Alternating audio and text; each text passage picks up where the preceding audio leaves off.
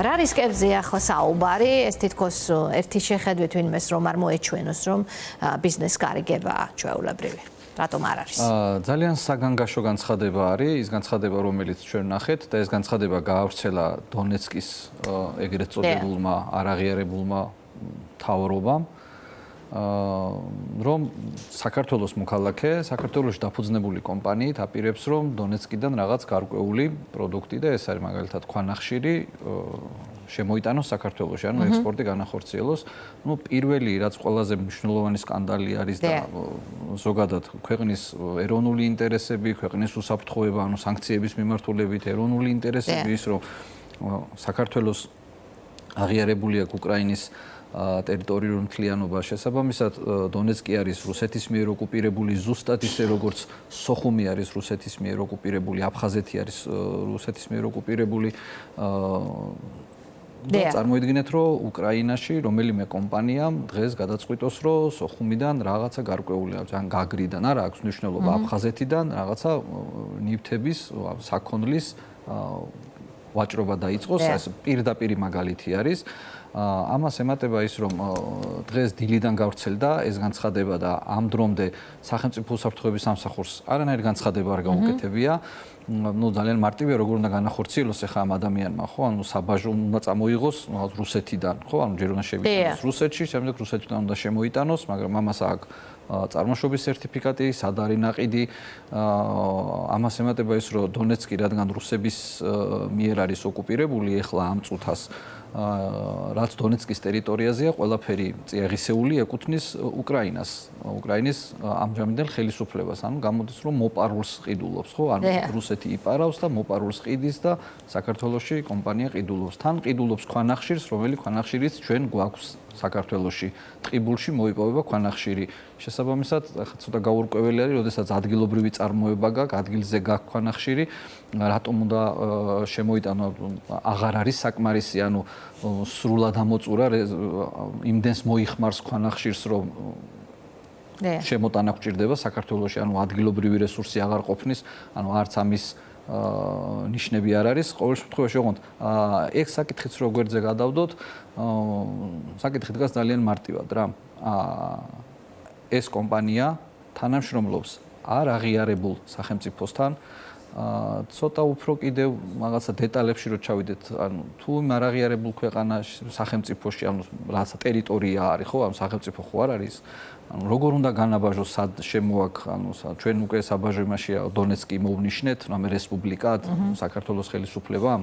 ანუ ძალიან ბევრი ესეთი დეტალი არის რა. ოღონდ ყველაზე მთავარი აქ არის ის, რომ უკრაინაში ოკუპირებული ტერიტორიიდან ყიდულობს რუსეთის გავლით, ანუ საქართველოს ხელისუფლებას რო არ კონდეს ლოიალური დამოკიდებულება ამას ვერ გაბედავდა ბიზნესმენი. ხო, ერთი კონკრეტული შეპესე ამ ყველაფერს ვერ გაბედავდა. თან რაღაცა ისეთი ჟარგოს ვიხმართ, ცოტა ისეთი გონორით საუბრობს, რომ რაღაცა უკვე შემოაქვს, რაღაცა უკვე ხელშეკრულებები დადებულია, რაღაცა კონტრაქტები უკვე რაღაც მოლაპარაკებები, ანუ მიღწეულია უკვე შეთანხმება.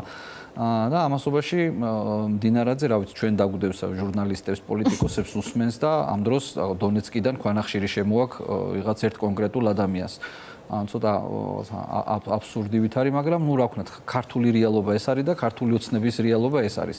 ქართულ ოცნებას აქვს ესეთი პოლიტიკა, რუსეთთან უნდა იყოს დაახლოებული, ანუ პოლიტიკა არის ესეთი, შესაბამისად, რაც უკავშირდება და რაც სარგებელს მისცემს რუსეთს, თანხობრივად იქნება, საქონლით იქნება, ანუ რაშიც შეეძლებათ, რომ დაეხმარონ, ყველაფერში ეხმარებიან, პირდაპირ თუ ირიბად. ასე რომ ესეც არის ერთ-ერთი ნათელი მაგალითი, ხო? ოღონდ თან ესენი საქართველოს მხარი, ანუ ამ შემთხვევაში ეს კონკრეტული ბიზნესმენი ამ ყველაფერს მალავდა იქამდე სანამ იმ მხარემ არ თქვა ეს, ხო? სანამ რუსეთმა არ თქვა და ეს სხვა შორის ეს პირველი შემთხვევა არ არის, ძალიან ხშირად ყოფილა, რომ რუსეთის საინფორმაციო საშუალებების დაუდია ინფორმაციები რაღაცა შეხვედრებზე, მაგალითად სავიზო რეჟიმის მოხსნაზე და ასე შემდეგ, ხო? ანუ ესენი რომ რაღაცას მალავენ ისინი ამხელენ ხოლმე ესე პირდაპირ. ყველაფერთან ერთად, ანუ სანქციების შიშის და ამის გარდა ხომ არის მორალური მხარეც.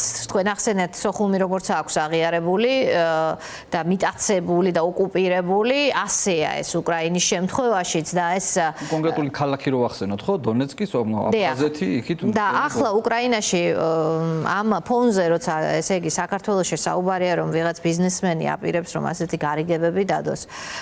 მათთან საუბარია რაზე რომ აი ყველას ახსოვს ომის საშინელი დანაშაულები რომელიც ჩაიდინა რუსეთმა უკრაინის ტერიტორიაზე და მან ასეთივე დანაშაულები ჩაიდინა აფხაზეთშიც. ბუჩამდე იყო აფხაზეთი ცნობილი ასე ვთქვათ კამპანია იყო ეს და ჩვენ ნახეთ ამის ფარგლებში არაერთი ისტორია მოვისმინეთ და აღწერილი და აღნუსხულია ეს ყველაფერი და ბუჩადან 4 წელი გავიდა და სიმბოლურია რომ ესე იგი ევროკავშირის წარმომადგენელი კაია კალასი სოციალურ ქსელში წერს ჩვენ ჩამოვალთ უკრაინის მხარდაჭერით გაერთიანებულები განსაკუთრებით მაშინ როცა რუსეთის მიერ ბუჩაში საშინელი დანაშაულებების ჩადენის 4 წლის თავს აღნიშნავთ და გვექნება მკაფიო გზავნილები რომ რუსეთი უნდა იყოს პასუხისგებაში მიცემული თავისი ომის დანაშაულებისთვის ანგარიშვალდებულება არსებითად აუცილებელია სამართლიანი და მდგრადი მშვიდობის მისაღწევად. ასე რომ კი ბატონებო დადგება დრო როცა რუსეთი აგებს საკუთარ სამხედრო დანაშაულებებზე პასუხს და დადგება დრო როცა აი ამ გამორჩენის მიზნით უკრაინელების ხარჯზე გამდიდრებულ ბიზნესმენებსაც ეროვნების მიუხედავად მოკითხავენ პასუხს, ხომ? აი მე მინდა ვიკითხო უფრო ხელშესახები, თქვენ ახსენეთ რომ სუსის განცხადება არ გვინახავსო. რას უნდა აკეთებდეს სახელმწიფო ასეთი ინფორმაციის გაჟღერებისთანავე, რომ მისი ბიზნესმენი ამას აპირებს? აი ყველაზე მინიმუმ რაც აი ეხლა აი ამბის გავრცელებიდან ამ დრომდე რაც მინიმუმ გაკეთებული უნდა იყოს მოკვლევა მაინც უნდა იყოს დაწყებული ხო ჯერ ეს ადამიანი საერთოდ როგორ მოხვდა დონეცკში ანუ რა გზებით ჩავიდა როგორ გაფრინდა ვისი მიწვევით მივიდა ვის შეხვდა ვის ელაპარაკა ანუ ძალიან მნიშვნელოვანი არის ამ ადამიანის გამოკითხვა და გამოძიების დაწყება გამოძიების დაწყება ზედმეტი ელაპარაკენ მოკვლევაც არ არის და სულ განცხადების დონეზეც არ არის რომ დაინტერესდა რაღაცით ანუ დინარაძე რაღაცით დაინტერესდა ანუ დინარაძემ ხო მოისმინა ეს ყველაფერი ანუ მაგას ხო პრეს რელიზი ხო აქვს ანუ მას ხო ყავს სამსახური რომელიც უყურებს ამ წესით ამას უნდა უყურებდეს და არა ჟურნალისტებს და იმას დაძლებდეს. ასევე უყურებს პრესას, ხო, შესაბამისად, ხო, მიდის ეს ინფორმაცია მასთან და ოდესაც წაიკითხა და ნახა რომ რაღაცა საქართველოში დაფუძნებულ კომპანიას რაღაცა ქვანახშირი შემოაქვს დონეცკიდან და გაკეთდა სიუჟეტები პოლიტიკოსებმა გავაკეთეთ განცხადებები, ანუ მინიმუმ ხო უნდა დაინტერესდეს რომ რა ხდება, ან განცხადება ხო უნდა გააკეთოს რომ რაღაცა მოკვლევა დავიწყე, დავინტერესდები, ტყუილია, რაღაცა ხო უნდა გააკეთოს, მაგრამ რავი, ჯერ მეტყობა ჩვენ ვართ ჯერ მოსასმენები, ჩვენ ვართ ჩართულები. მოსასმენ აპარატურებში და ჯერ ანუ ამისთვის დრო არ აქვს. არა, დრო არ არის, უბრალოდ პოლიტიკა არის მათი ესეთი რა. გასაგებია რომ ეს არ არის ყულევის დონის ობიექტი და ასე ვთქვათ გარიგება, რომელსაც შეიძლება დააკვირდეს ასე ვთქვათ გაფაციცებით, ვთქვათ ევროკავშირის მაღალ დონეზე ვინმე, მაგრამ არც ისე ასე ვთქვათ ყურადღების მიღმა დასარჩენი ამბავია საუბარია ქვანახშირზე დონეცკიდან, რომელიც საქართველოში შემოვიდეს უნდა. ეს დარჩება თუ არა, ასე ვთქვათ, განგაშის საფუძველი მთლიანად ეკონომიკური სექტორის სანქცირებისთვის, თუ მხოლოდ ინდივიდუალურ სანქცირების მოლოდინი ხდება ასეთ შემთხვევაში აქტუალური. თუ ქვეყნის იმიჯიც ზიანდება საბოლოო ჯამში ამ სანქცირებით. ქვეყნისთვის ზიანდება ყველაფერი. იმიჯი, ქვეყნის უსაფრთხოება, სანამ ევროკავშირის სტრუქტურები ამას გაიგებენ, პირველ რიგში უკრაინის ხელისუფლებას ექნება ამაზე ძალიან მკაცრი რეაგირება. თან მით უმეტეს ქვანახში ანუ ენერგორესურსებია და ამაზე ძალიან მაღალი ასე ვთქვათ ძლიერი მონიტორინგი და ეფექტური მონიტორინგი მიმდინარეობს და ენერგორესურსებიც რო არ იყოს არ აქვს მნიშვნელობა საქონელს და არ აქვს მნიშვნელობა რაღაც პროდუქტს ანუ დონეცკიდან რომ არაფერი არ უნდა შემოიტანოს საქართველოში და საქართველოდან რომ არაფერი არ უნდა ჩაიტანოს დონეცკში ეს არის ძალიან მარტივი იმიტომ რომ ტერიტორია არის ოკუპირებული და ეხმარები რუსეთს კიდევ უფრო რაღაც ტექნიკური დეტალები რომ მაგალითად ადამიანებისთვის კიდევ უფრო საქართველოს მოქალაქეებისთვის კიდევ უფრო მარტივად ავხსნათ ხო, აი მაგალითად დონეცკთან არანაირი ურთიერთობა არ არსებობს, ხო, არც საქვია ფინანსური ბანკი, ან როგორ უნდა გადარიცხოს, როგორ უნდა გადმოირიცხოს, რა ვიცი, ის ქვანახშირს რო იყიდის, მას ხო ანგარიშწორება ჭირდება, ხო, ანუ გამოდის რომ რაღაცა ჩემოდნებით ფული უნდა წაიღოს, ჩემოდნებით ფული უნდა ჩამოიტანოს, რუსეთში უნდა გადარიცხოს, ანუ გვერდი უნდა აუაროს რაღაცეებს, ანუ ყველა ვარიანტში არის სანქცირების კანდიდატი, ოღონდ სანამ სანქცირების კანდიდატი იქნება, მანამდე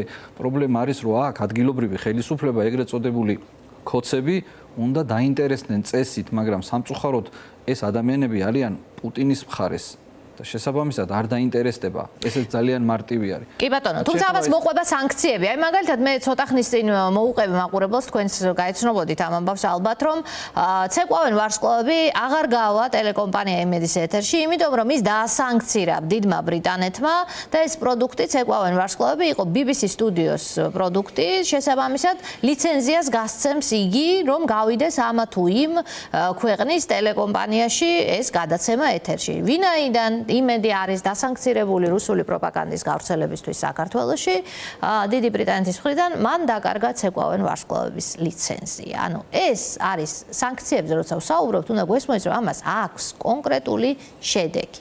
ეს არ რჩება ფურცელზე.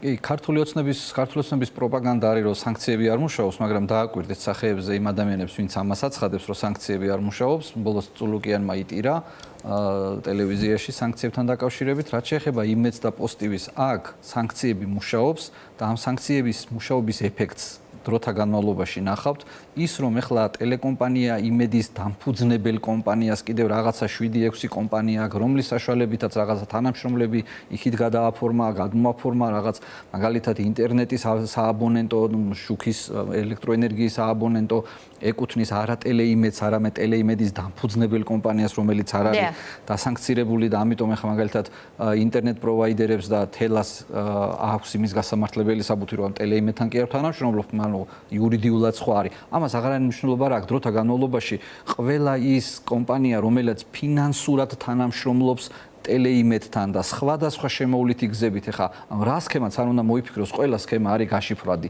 ანუ არც ისეთი დიდი ტვინიანები არიან ეხლა ქართულ ოცნებაში, რომ რაღაცა ისეთი სქემა მოიფიქრონ, რომელიც მაგალითად ჩვენ ვერ გავიგოთ, ვერ გავშიფროთ და ვერ ვნახოთ. ანუ მაგის გამორიცხულია სანქციები რომ მუშაობს. აი რაც შეეხება ბუჩამდე იყო აფხაზეთი, რომელიც თქვენ ახსენეთ, ხო? ბუჩაში ვინც მოაწყო ის უბედურება, ის ადამიანები მაშინ იყვნენ 22-23 წლისები, რომლებიც აფხაზეთში და შემდეგ ეხა ეს ხალხი გახდა იქ გენერლები, ოფიცრები და მათი ბრძანებებით და მათი მონაწილეობით და მათი მითითებით მოხდა იქ ყველაფერი, ასე რომ არავის არაფერი არ შერჩება. ცივილიზებული სამყარო ამ ბოროტებას გასცემს აუცილებლად ძალიან მკაცრ და საკადრის პასუხს.